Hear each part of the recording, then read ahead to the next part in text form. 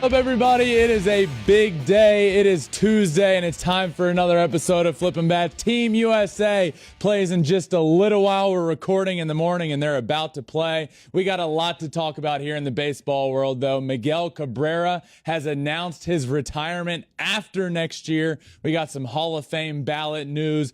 Justin Verlander has talked to the Dodgers. We're going to talk all about that. We're going to talk about the Jose Abreu signing for the Astros. This one is going to be a lot of fun. Let's get to it. It's a blowout, 8th inning, 10-3. Bases are loaded for Verlander, who waits on a 3-0 pitch. He swings, and it's a high fly ball, deep center field. It is gone! Home run! And a huge bat flip to celebrate. All right, Ben, start the show already. Alex, we got another episode, and that means another day wearing our Team USA sweaters, because guess what? Team USA is about to play. Big day. And I want to say another day wearing our sweaters on the show, but I believe this is your first time actually wearing it on the show, despite seeing you wear it everywhere. So it is an honor for you to finally feel like it's appropriate to wear it on Flippin' Bats. I feel like this sweater is just a part of me now. I wore it to the Chargers-Chiefs game. I've worn it both their first two matches, worn it to a pickleball tournament. And now, because USA is playing today, obviously, I believe that we can win. I believe that we can win. I've been like singing this all day in my head. So excited for USA today. Huge do or die game. Whew, we got this. Let's hope we're undefeated wearing the sweaters. So let's keep it rolling. Let's hope Team USA stinks less than your sweater does. Stop. Right I smell now. great. But we have a lot to talk about in the baseball world. And this is going to be a lot of fun today, because we have Bryce Harper to talk about. We have Miguel Cabrera, the new inductees that are going to be on the Hall of Fame ballot. Not official inductees, Yeah. The potential new inductees. Got a lot to talk about there. Justin met with the Dodgers yesterday. So got a lot to talk about there. This one's going to be fun. Oh, and guess that free agent, which I hear is just getting tougher and tougher and tougher. So everybody can join me for that, where I get 3 teams and have to guess the name of the free agent. So we'll see. But first up, Bryce Harper. Big news. Big news, because we knew his elbow wasn't in good shape. That was known. But we didn't know how bad and what the surgery, or maybe not surgery, would look like. But on the 23rd of November, so about a week ago, Bryce Harper underwent Tommy John surgery on his ulnar collateral ligament in his right arm and will be out for a while. So big news there, obviously, for the remainder of the year after he hurt it. For the majority of the year last year, he was just DHing because of this injury. Then he was out for a while with the broken hand, then came back and wasn't great until the playoffs, where honestly the Phillies aren't in the World Series without Bryce Harper. So now he's getting this surgery. Prognosis isn't great here. Obviously, for a pitcher, it's basically a full year you're out. Bryce Harper, he's a DH. We saw this happen recently with Shohei Ohtani in the last few years, that he ends up getting Tommy John surgery but is still able to DH. So when will Bryce Harper be able to DH? Well, seemingly around the All-Star break is what the Phillies themselves tweeted out. That the prognosis is return to DH around the All-Star break and a possible return to right field towards the end of the season.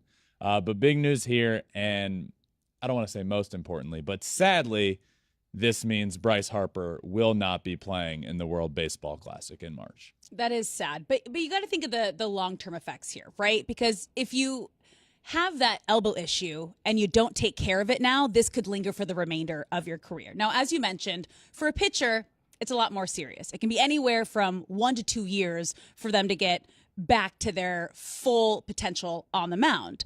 But as you mentioned, we just saw this with Shohei Ohtani back in 2018 when he got Tommy John, and he was back within 7 months DHing while he was still rehabbing his arm to pitch, which is kind of right in the middle of the two kind of time windows that we have of Bryce Harper would be 8 months if it's by the All-Star break, 6 months if it's early May, and Ohtani was 7 months. So it's kind of right. It feels right, that 6 to 8 months until you get Bryce Harper back DHing. So it's not as bad, and it's going to be better for him in the long run, knowing that he's not going to have a lingering issue, someone who's an MVP caliber player. Yeah, I mean, you also can't, like, I don't think it's realistic for Bryce Harper to DH for the rest of his career. Like, this isn't, if you have a tear in your UCL as bad as he apparently had needing to get Tommy John, there's no possible way you could go out there and throw in right field. No. I mean, this was a necessity.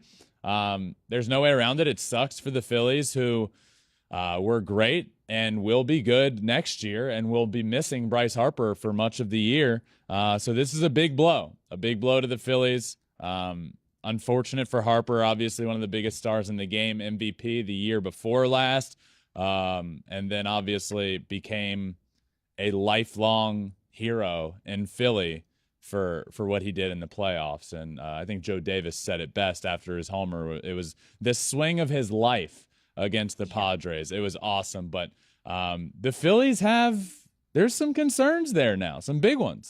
Yeah, not only with Bryce Harper not there, but they have a lot of holes to fill. They are losing 10 arms potentially. They have 10 arms that are free agents, which is kind of a big deal considering that wasn't necessarily their strong point. That was their weakness in the postseason. But now you don't have Bryce Harper. You've talked about Trey Turner. They should push hard to get him over there, which could kind of make sense. He could fill the slot, not only shortstop, but he also can play outfield. So that could be a potential idea. But I don't know. Who should the Phillies go after hard now in free agency? Now that you don't have Harper, you have 10 arms that are free agents.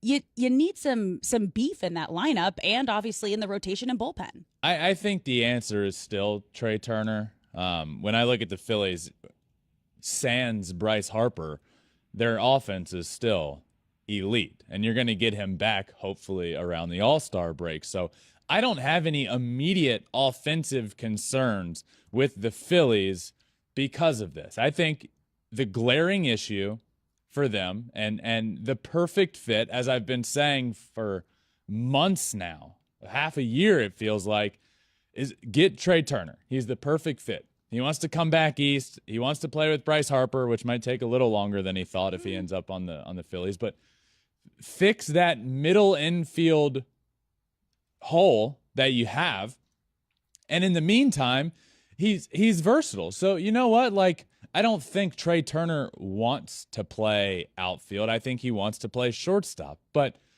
you know, you have here your outfield currently would be Brandon Marsh in center, Schwarber in left, Castellanos in right.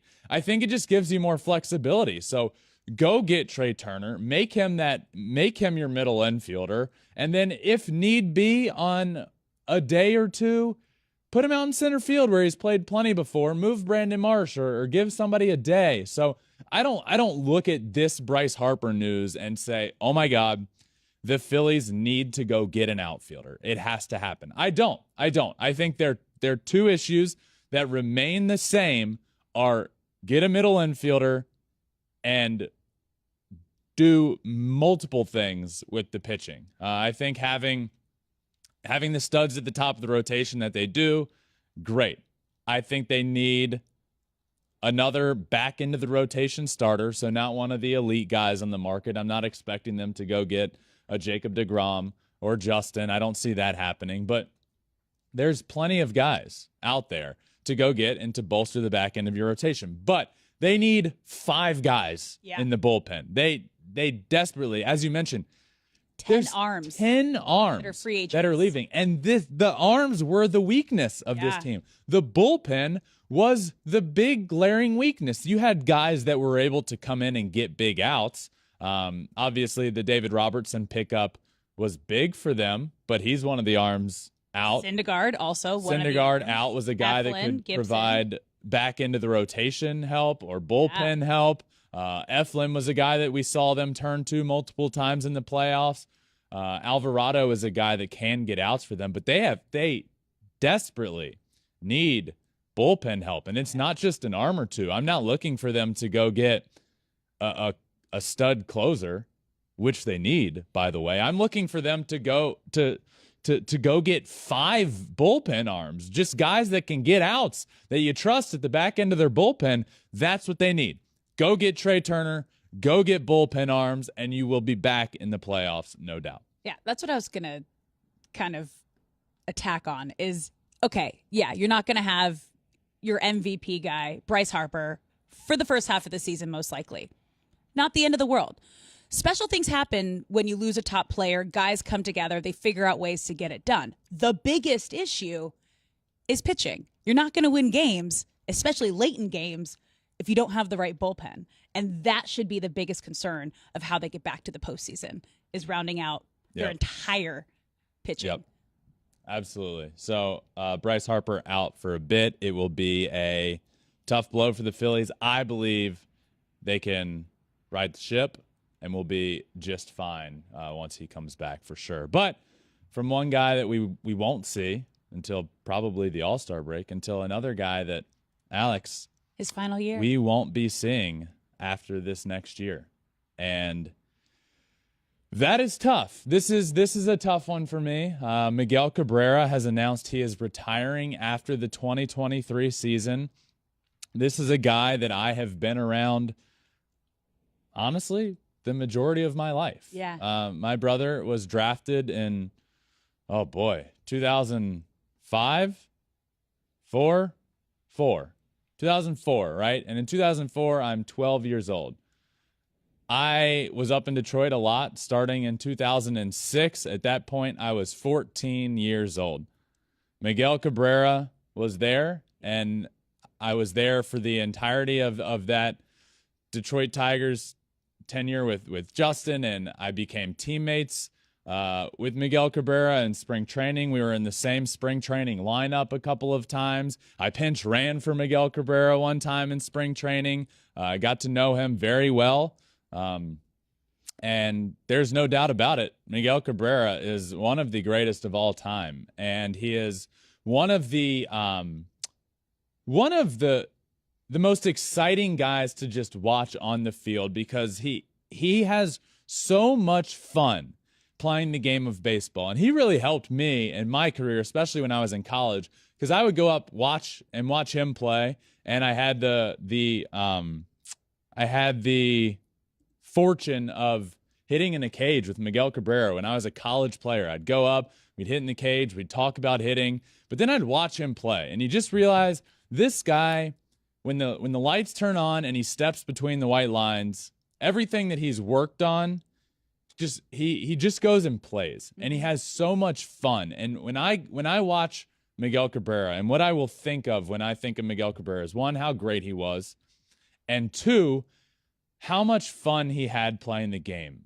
And it taught me a lot. It taught me to, hey, just step back for a second and just remember this is a game.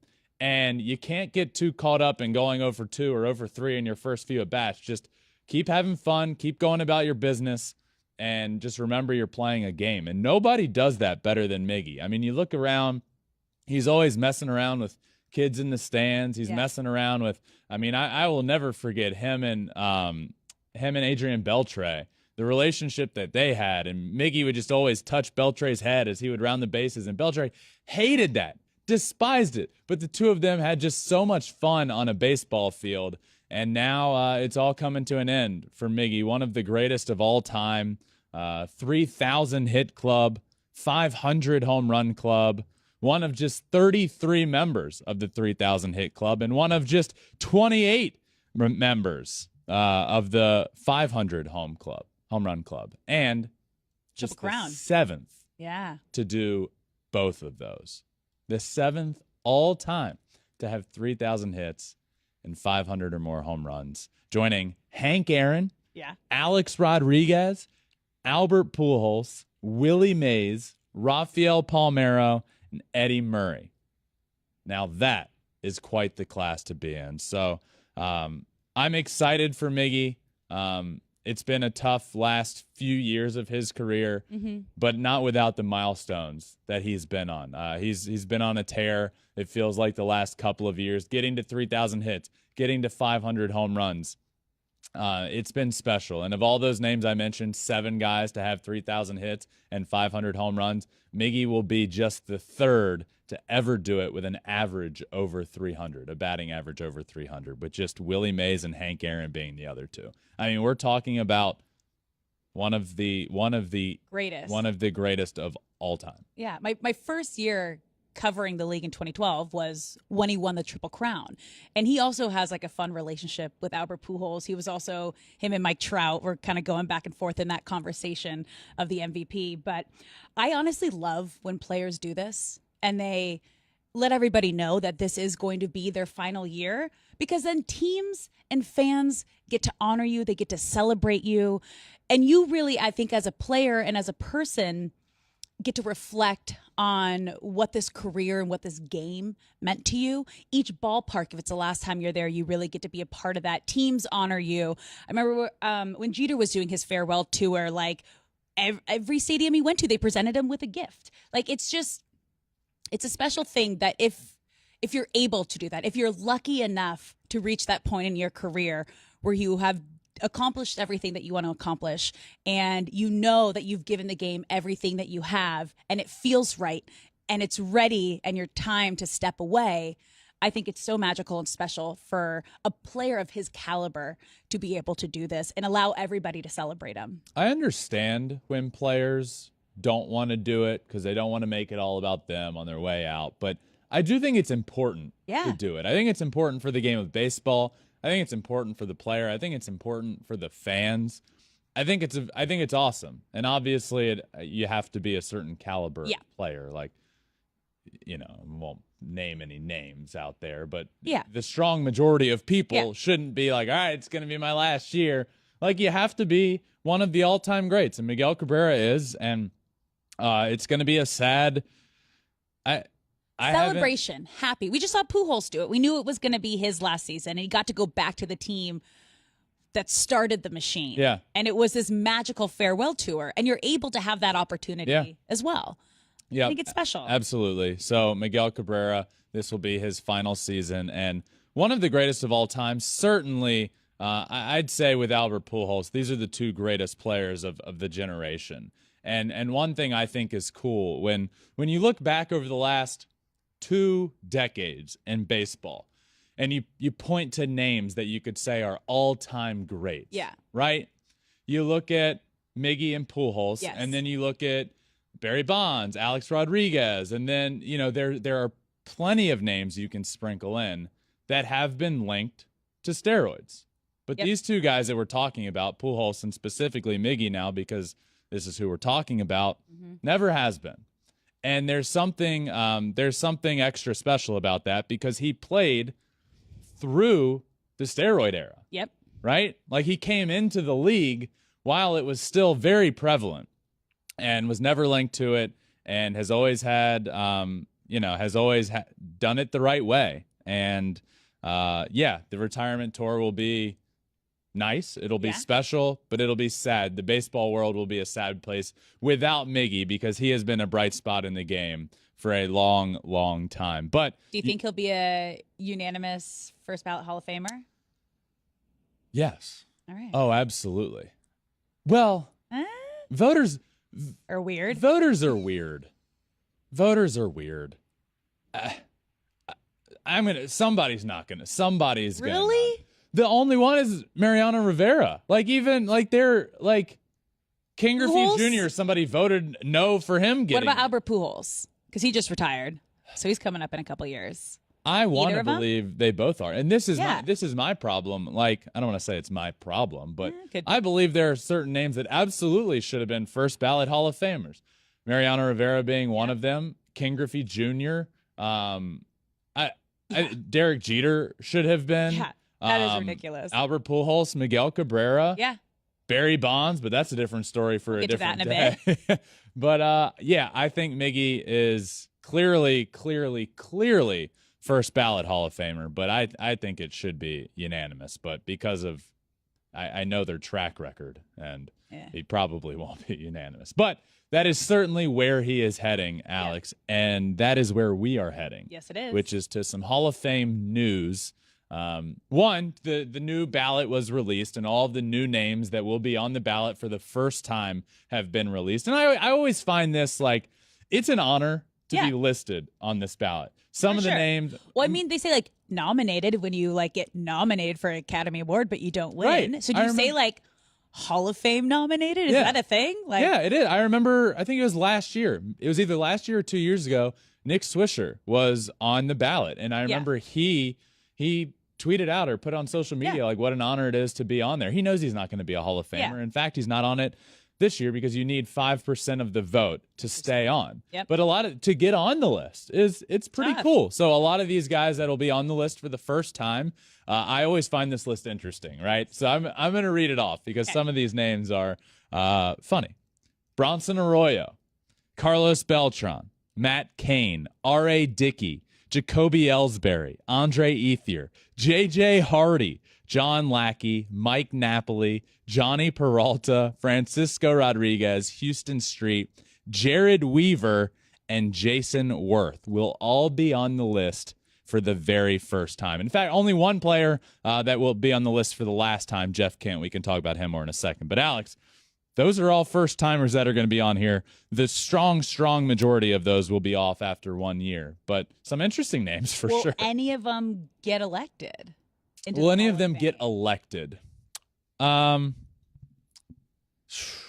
going to say, are you saying of these guys? Of this whole list. So of the people that are on it for the 9 first time, will any of them ever get on? Of the list that we have right now, not just the first-timers, Oh, but the whole 2023 Hall of Fame class. Because you just read the first-time names that just got elected. But the BBWAA did not vote a player in the Hall of Fame 9 times. The most recent one was 2021. So it is possible to have this giant list and no one makes it in. So do you think, looking at this list, do we have like the whole list? Is that a thing? No? Yeah, we have the whole list. Yeah. Do you think? I mean, it's out. Yeah. I don't think this year anybody's getting in. Ooh, that's a hot take. No one's getting in. Well, here's my thoughts. Okay. Jeff Kent, who's an interesting one for me, most home runs ever for a second baseman. It's his last year on the ballot. Okay. But his last year he was at 32.7% of the vote. You need 75% to get in. So he's not going to make it. Scott Rowland becomes an interesting one for me because he's getting towards the end of his time on the ballot, and he's in the 60% range, right? So I would like to see Scott Rowland get in. 63.2% Scott Rowland was at in 2022. I think if Scott Rowland gets in, it'll be in his final year on the ballot. I think he gets up around that 65% range. I don't think he's tracking to get in, though. He's an 8-time Gold Glover. Obviously, we know him for the glove. He was good with the bat. I just don't think he's tracking to get in. I certainly don't think he gets in this year. I do think there are names on the list that, one, will get in, and then I'll give names that should get in that I'm not sure about. But on this list that I just mentioned, Beltran, the first year guys, you would think that would be a no-brainer. Carlos Beltran, but should be in. But he's a little tarnished from the Astros scandal. How much does that affect, I guess, all the voters and all the writers getting him in? Well, we don't know. Yeah. We don't know. We'll crazy. See. We'll see. But for that, I don't think he gets in the first time around. I think he's a guy that they make him wait. And I don't think we know enough about how voters are going to vote. I think a lot of the voters that are inside baseball, we don't need to get into a super long conversation here, but I think anybody that's inside of baseball knows that there was a glaring problem around the game of baseball. But when it came to the Houston Astros specifically in that year of 2017, which, by the way, he came from the Yankees in 2016, comes over to the Astros. This starts there. He's kind of the lead. And he kind of bears the brunt of that despite getting out that next year and then moving on elsewhere. But he was the guy there that a lot of people have talked about him being kind of the ringleader for all of that. So how are the voters going to vote there with Carlos Beltran? I don't know. His numbers certainly say he is a Hall of Famer. Yeah. So, I mean, just 435 homers. I mean, when you think switch hitters, it's insane. He's one of the greatest. 9-time All-Star, 3-time Gold Glover, of all time. 2-time Silver Slugger, Rookie of the Year, 1999. Like, he's got all the stats. 2,700 hits, 312 stolen bases. The stats are there. Yeah, I don't think he gets in the first time. I think voters make him wait. I don't think voters know how other voters are going to vote, which I think people are going to make him wait there. I do think he gets in. Another name on this list that I think gets in, because I saw a lot of people look at this list and say, nobody really jumps out to me. You know who does? Who? Francisco Rodriguez. Okay. K-Rod. Give it to us. Very, very underrated here. Francisco Rodriguez is one of the greatest closers of all time, the 4th most saves ever. Right? He's behind Mo and Trevor Hoffman being those top 2. He has a better career ERA than Trevor Hoffman. Now, I'm not saying he's better than Trevor Hoffman. Trevor Hoffman had the better career, but you look at K-Rod, he's a 6-time All-Star, 2-time reliever of the year. He holds the single-season save record, which is huge, I think. He's the only reliever ever to save more than 60 games in a season. That was his record year. Saved 62 games in 2008. Think about that. 62 saves in a season. You play 162 games. He saved 62 of them. Remarkable. His 6 seasons with 40-plus saves are 3rd most in MLB history, behind Mariano Rivera and Trevor Hoffman, who had 9 each. Top 5 in Cy Young voting 3 times, 6th in MVP in 08. I mean, when you look at the career numbers, K-Rod should get in. He's a big name. I like him a lot. I think he's a no-doubter. I don't think it's the first time. I don't think it's the second time, but I do think he gets in. So that's your player that you think should get in, but probably won't. I think Francisco Rodriguez should and will get in. Oh, okay. I have other. Who do you have that? No. Wait, mine's the other side. So you think he should get in? I think he should get in. Who do you think and will get in? Should get in, but won't. I have a couple of other names. Okay. I grew up a big Atlanta Braves fan. We know. I grew up a big Andrew Jones fan. Ooh. I wore number 25 in Little League and nope, switched in high school. I wore number 25 all throughout Little League and middle school because of Andrew Jones. Put Andrew Jones in the Hall of Fame. What are we doing? Andrew Jones is a Hall of Famer. Come on. 10-time Gold Glover, 10 consecutive Gold Gloves. 10 consecutive Gold Glove awards from 1998 to 2007. One of only 4 players to have won 10 Gold Gloves with 400 career home runs. Listen to these other names. They're all first ballot Hall of Famers. Willie Mays, Mike Schmidt, King Griffey Jr. What are we doing here?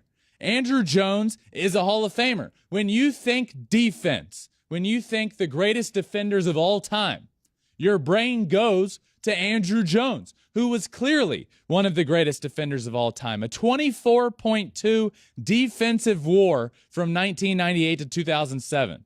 Was the best of any position player, with future potential Hall of Famer Scott Rowland's 15.1 being second during that span. Think about that. Scott Rowland, 15.1 during that span, the second best. Andrew Jones was 24.2. It's truly remarkable how good defensively Andrew Jones was, and the offensive numbers are no slouch either. 434 home runs, 1,933 hits. The offensive numbers aren't bad enough to take him out of the Hall of Fame for how good he was defensively. There's no doubt in my mind he deserves to be in. It is frustrating that he isn't yet. He's one of 6 players to have reached the benchmarks of 350 or more homers, 100 stolen bases, and 1,500 hits through their age 30 season. joining A-Rod, Griffey, Frank Robinson, Hank Aaron, and Mantle, and Andrew Jones. I'm getting worked up over this more than I even thought I would. I like it. Andrew Jones should be in the Hall of Fame. He's my answer. I don't know if he will, but I absolutely think that he should, right?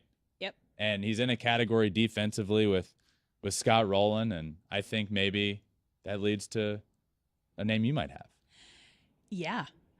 Well, my name is now on the Contemporary Era Committee ballot for Baseball Hall of Fame. And I know this is going to be a very unpopular opinion, but baseball fans, it is time we let Barry Bonds enter the chat.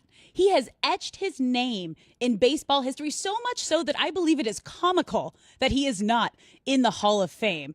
Let me just read you off a couple of these stats here. He's one of the greatest baseball players of all time, the all-time leader in home runs, walks, intentional walks, WAR, 7-time MVP, 2-time batting champ, 12-time Silver Slugger, 14-time All-Star, 8 Gold Gloves. Not only do the numbers speak for itself, yes, it's an unpopular opinion because he was involved in a PED scandal, but you have some of the top players in the game today. Your AL reigning MVP, Aaron Judge, who has come out and said that he believes Barry Bonds' numbers are still the true leader numbers, the all-time home run, the single season all-time home run numbers.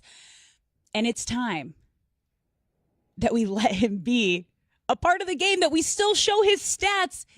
That's the hardest part for me to wrap around. His name is still on all the lists at the top. We talk about him when we talk about other records. However, he is not in the Hall of Fame. No, it's time. You know where I stand here. It's time. I consider Barry Bonds to be the greatest hitter of all time. Yeah. Oh, and also remember, also an unpopular opinion, and fans probably don't want to hear it, a good chunk of the league was on PEDs at that time, steroids, including pitchers. Right. Including pitchers. You still have to hit the ball. I consider Barry Bonds to be the greatest hitter of all time. Yeah. Now, the numbers and the stats that you're reading off, in my mind, that doesn't matter because it's not the reason that he's not in. Obviously, there's not a single person on planet Earth that would say, statistically, Barry Bonds doesn't deserve to be in. The reason he's not in is because of the whole steroid thing. I believe he should be in. I believe he should have been in on the first ballot. The reason, well, there's plenty. The numbers. He played during an era considered the steroid era that we've decided to not just wipe off the face of the earth because, oh, guess what? It saved baseball. League. It saved baseball. But it was openly known that everybody was taking him. Well, right. It's not like a hidden thing, and I'm sure if you really went through everybody that's in the Hall of Fame, you're going to find a lot of other people that were also taking steroids. I mean, look. They just didn't get caught. People, sports in general, you're trying to find an edge where you can. Yep. And the majority, guess what? Many of the guys in the Hall of Fame, especially the older guys, were taking greenies when greenies weren't allowed to be used. And now there we were get to buckets this in the clubhouse. we get to this time where steroids are being used, and all of a sudden we're like, hey, whoa, this is awful, and you're not allowed to do this, and you're never ever going to be in the Hall of Fame, except for some of the guys that are in the Hall of Fame. We're not going to take them out, but you're not allowed in. And it's like, what? Come on, like what are we doing here? This is an era of baseball that saved baseball. Yeah. The home run chase between Mark McGwire and Sammy Sosa saved baseball. Brought so many eyes back after the strike, and it allowed people to come back to the game and fall back in love with it. And it was exciting. And it's a time period that we still acknowledge in the record book, and it's a time period that we should acknowledge in the Hall of Fame. Yep. And I have said this many times. If you want to just acknowledge what was happening in the Hall of Fame museum, do it. Put them in the Hall of Fame. Make a steroid era wing and just say, hey, this is a big part of baseball. This is what was happening, but these were the best of the best during that time and some of the best of all time, and they deserve to be recognized for what they were doing. So I'm totally fine with that. I don't care if you have to walk into another wing that says, "Hey, this was a time period where steroids were being used. Here's who is the best of the best: Barry Bonds, Roger Clemens, Mark McGwire, Sammy Sosa." Come on, what are we doing? I completely agree with you. Barry Bonds should absolutely be in the Hall of Fame, but he is not on this ballot anymore. His time is up, but he is on. He's still able to He's get still voted. able in the Contemporary Era Committee ballot. Contemporary Era Committee ballot for baseball. Fame. One more name before we Okay. move on to name that free agent. Yep. Billy Wagner Give for it to me. Billy Wagner deserves to be in. A career 2.31 ERA. Saved 86% of games. 1,200 strikeouts. 7-time All-Star. 6th all-time in saves. I mean, Billy Wagner should be in because of, one, how dominant he was. 2, the story itself that Billy Wagner, I mean, 1, come on. The guy was right-handed, growing up, broke his right arm, taught himself to throw left-handed, ends up throwing 100 miles an hour left-handed and being one of the greatest closers of all time. That's a great story to tell in the Hall of Fame. Why not just put him in and tell the story? Absolutely should. His 9 seasons of at least 30 saves and a strikeout percentage of .30 or higher are tied for 4th most all time, with Joe Nathan and behind only Mariano Rivera, Trevor Hoffman, and Lee Smith, Hall of Famers. Unbelievable. Funny Billy Wagner story for you. I'm ready for it. He should be in the Hall of Fame. Yep. I've been vocal about this the last few years, around the time that we are right now, when voting becomes talked about. Billy Wagner, Virginia guy, so shout out All right. Virginia. Hope the state shout out Virginia. It's really going to appreciate my shout out. He should be in. And I've been vocal about this on social media, on Twitter, and I think it was last year, maybe 2 years ago. I was going on about his numbers, why he should be in, and somebody responded to a tweet of mine, like, tagging him on Twitter, like, yeah, at Billy Wagner should be in. I was like, oh, I didn't know this guy had a Twitter. Went to click on his Twitter account. I'm blocked. Ooh. Billy Wagner has me blocked on Twitter. Did you say something mean about him before? No, never. Alex, I don't say anything mean about anybody. I'm the most positive guy in the baseball media circle. I'm not saying anything bad about anybody. What could I possibly be saying? You and social media have a very interesting relationship. People don't like the positivity. I don't know. They're jealous How, of the positivity. how dare you celebrate players that deserve to be celebrated? How dare I? So I'm blocked. That's hilarious. But I still want him to get in. That's hilarious. So maybe he follows MLB on Fox, and this will be posted in. He'll see just it. give him a plead. Hey, Billy Wagner, Unblock me. unblock me, pal. Virginia buddies, you're gonna be in the Hall of Fame. If I had a vote, Just do it. just do it, Just man. do it. Hit that unblock button. All right, All right. let's name that free agent. Yeah. Guess that free agent, whatever we're calling it these days. First week I went 5 for 5. Yep. They're not the top. Now this is getting tougher, so I hear. Yep. The first week wasn't like the top 10 free agents. They were middle of the road. Last week got harder. Yeah. And I hear we're getting harder. So everybody play along with me. Alex is going to give me this player's 3 prior teams, and I'm going to have to guess who the free agent is. And I believe I get 30 seconds to do so. You do. I got 5 names. So, my friends, let's do this. Are you ready to start? I'm ready. All right. Free agent number 1 was on the Royals, Giants, and White Sox. Name that free agent. So the Royals, then the Giants, then the White Sox. I know we're just using stock silhouettes, but Are this we? one I feel like this one gives it away. Okay. This is Johnny Cueto. Yeah. Yeah. What? Oh, yeah. Yeah. Yeah. Good for you. Good for him and his hair. It gave it Yeah. away. Good start. Yeah. Okay. I like that. Good start. All right. Ready for your second free agent? I'm ready. 3 teams were the Rangers, the Yankees, and the Dodgers. Name that free agent. Rangers to the Yankees to the Dodgers.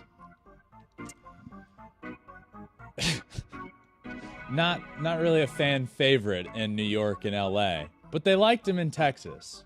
This player's Joey Gallo. Yeah. What?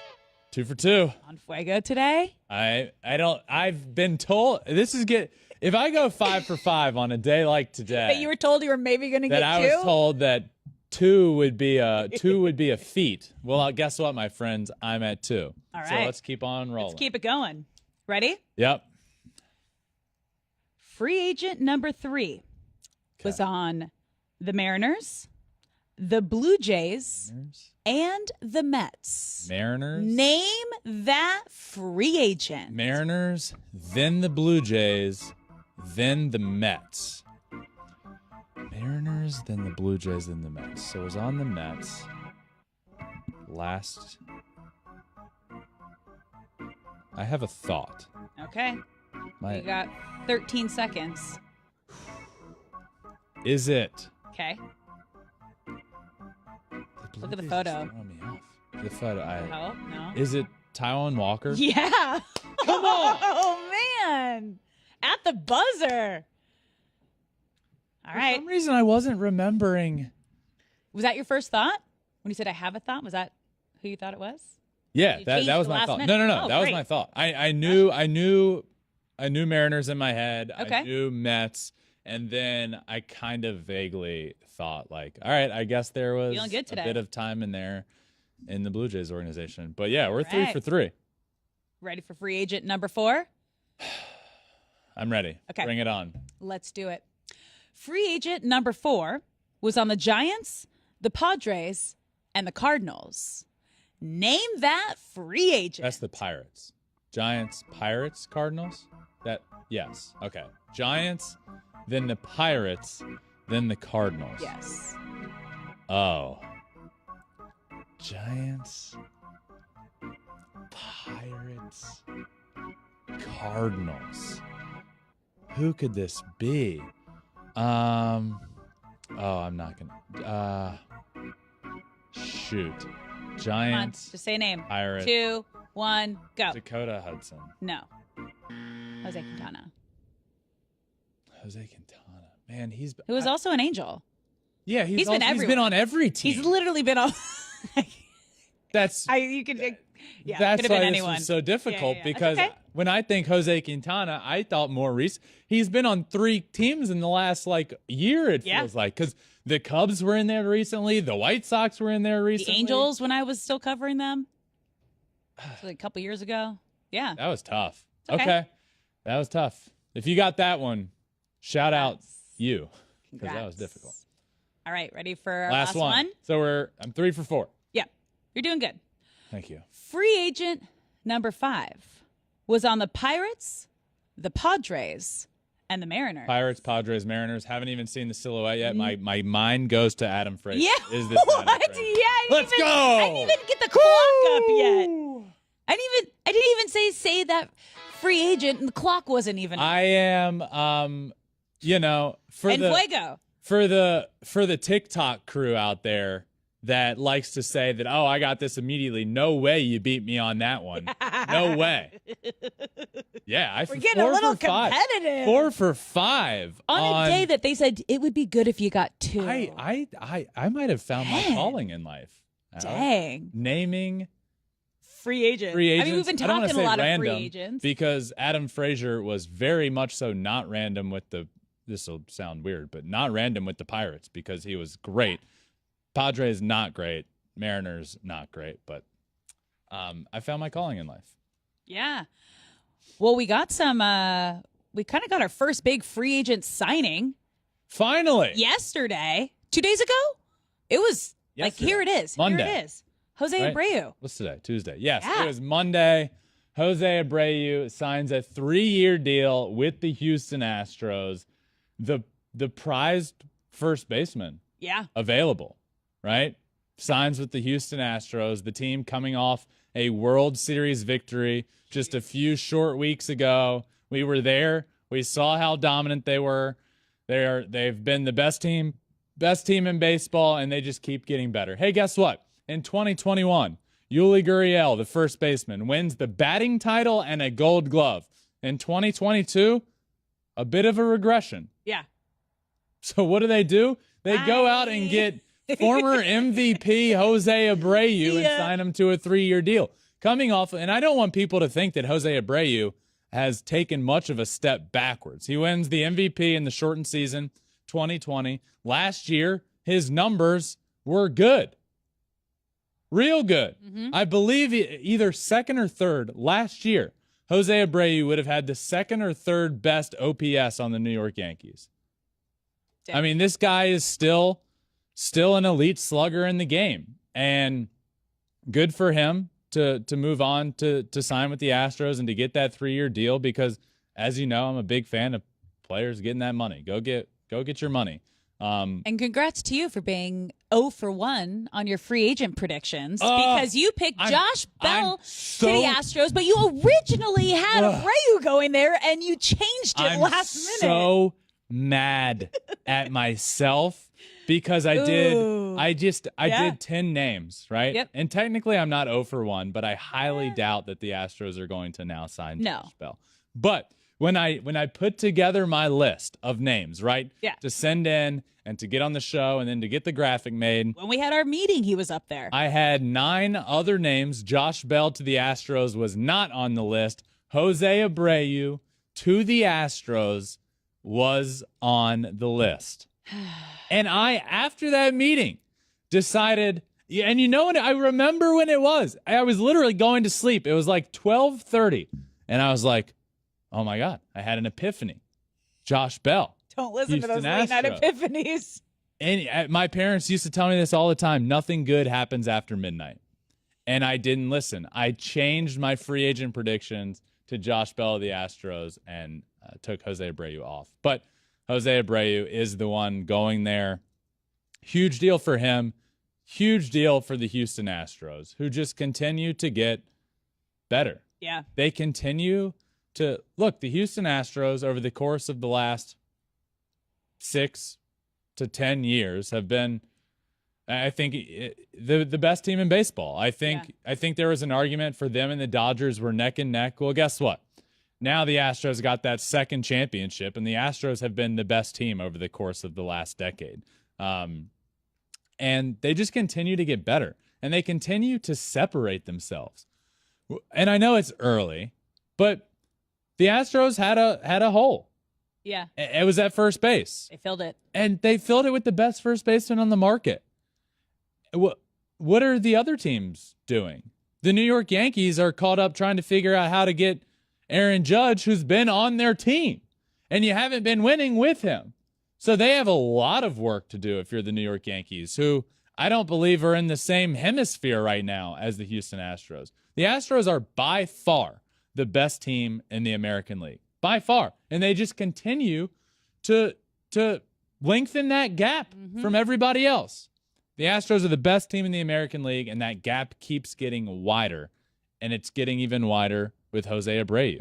And their number one pitcher last year, your brother, Justin Verlander, also a free agent. Someone we haven't spent a lot of time talking about because you didn't want to give away any insider information, but it has been publicly reported that he met with the Dodgers. Yeah. What are you going to give us? I will absolutely talk to the Dodgers on Monday. So that happened. Yeah. And, you just start thinking of like, this is a legitimately good fit. It is. What do the Dodgers need? Pitching. What is Justin good at? Pitching.